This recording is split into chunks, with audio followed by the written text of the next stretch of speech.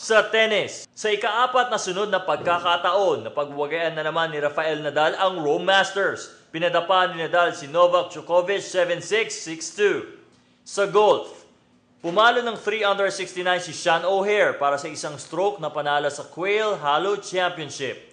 Tumapos si O'Haire ng 11 under total of 277 upang pagharian ang $6.4 million tournament. Sa boxing, pinag-iisipan pa ng Team Pacquiao at ni top-rank promoter Bob Arum kung sino ang susunod na sasagupain ni pound-for-pound champion Manny Pacquiao. Matunog ang pangalan ni Shane Mosley, Miguel Cotto at Floyd Mayweather Jr. sa posibleng lalabanan ni Pacman sa buwan ng Oktubre o Nobyembre. Magbabalik sa pagboboxing ang dating pound-for-pound king na si Floyd Mayweather Jr. Sa July 18 sa MGM Grand Arena makikipagtuo si Mayweather kay Juan Manuel Marquez. Sa NBA, nagmarcha na papasok ng second round ang Atlanta Hawks at kanilang haharapin ang top seed na Cleveland Cavaliers.